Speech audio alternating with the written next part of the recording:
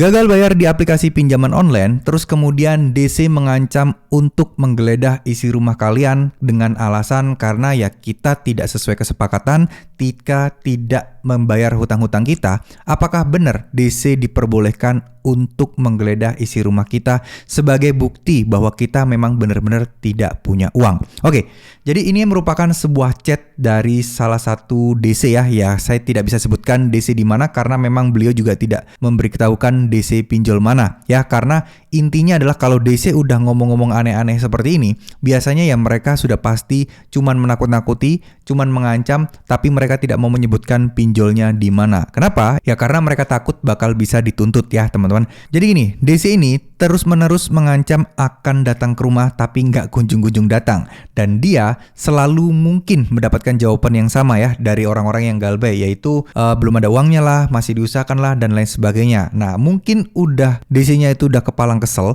terus kemudian DC-nya itu mengancam seperti ini nih, apa perlu nanti kami akan geledah dan mencari sendiri barang berhargamu buat bayar hutang ya. Nah ini ancaman seperti ini kan otomatis akan membuat kita, waduh, barang akan digeledah nih, waduh rumah kita akan digeledah nih, gimana nih privasi kita dan lain sebagainya.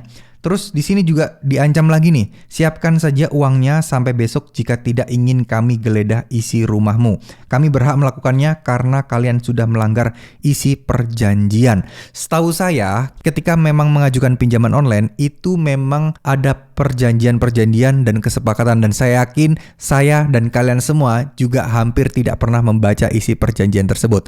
Nah, inilah yang dimanfaatkan, inilah yang benar-benar diforsir terus-menerus oleh DC pinjol, karena ya kita merasa kita nggak tahu perjanjian kemarin tuh kita setuju itu ada apa aja sih, klausa-klausa atau pasal-pasal di dalamnya, apakah ada hal-hal seperti penggeledahan seperti ini. Nah, sebaiknya teman-teman tidak perlu berpikir jauh di sana, karena saya yakin klausa-klausa seperti ini jika kalian sepakat dan setuju pun tidak akan bisa sangat kuat jika kalian ini harus digeledah, karena ini urusan pinjol, urusan perdata, nggak ada tuh urusan-urusan untuk menggeledah. Yang berhak menggeledah itu adalah pihak yang berwajib, kepolisian yang sudah ditunjuk atau sudah ada surat perintah dari pemerintahan atau mungkin dari pengadilan. Jadi nggak ada ceritanya DC punya hak untuk menggeledah dan masuk ke rumah kalian. Bahkan kalau kalian tidak izinkan masuk selangkah pun ke rumah kalian, itu kalau mereka nekat masuk, itu bisa kalian pidanakan ya. Karena itu adalah di dalam ruang lingkup, bukan ranah publik tapi ranah privasi kalian. Jadi kalau dia nekat masuk satu langkah aja dari pintu rumah kalian meskipun kalian larang, itu sudah bisa teman-teman pidanakan ya. Jadi teman-teman bisa langsung merekamnya atau mungkin mengumpulkan bukti-bukti atau mungkin ada CCTV dan lain sebagainya.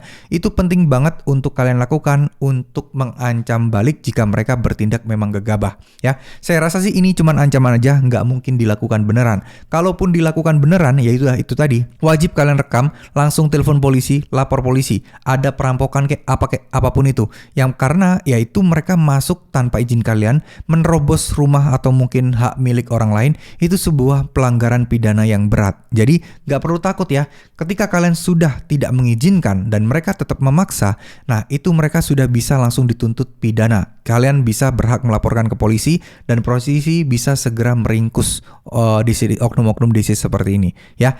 Jadi gak usah terlalu khawatir, ancaman-ancaman seperti ini adalah ancaman belaka, tidak akan terjadi. Dan ini merupakan sebuah hal atau mungkin kalian simpen aja chatnya untuk dijadikan sebuah bukti pelanggaran-pelanggaran di pinjol ke depannya ya. Jadi gak perlu takut lagi dengan urusan pinjol tersebut. Intinya adalah kalian ya udah tanggepin aja biasa-biasa. Kalau kalian memang tidak ada uang, ya udah stop aja, nggak usah banyak basa-basi. Ya udah kalau kalian memang nggak ada uang, udah cuekin aja dulu sampai kalian mengumpulkan uang, menabung, dan ada niatan untuk membayar hutang-hutang teman-teman sekalian ya. Oke, mungkin segitu dulu video kali ini. Terima kasih, mohon maaf jika ada salah-salah kata. Wassalamualaikum warahmatullahi wabarakatuh.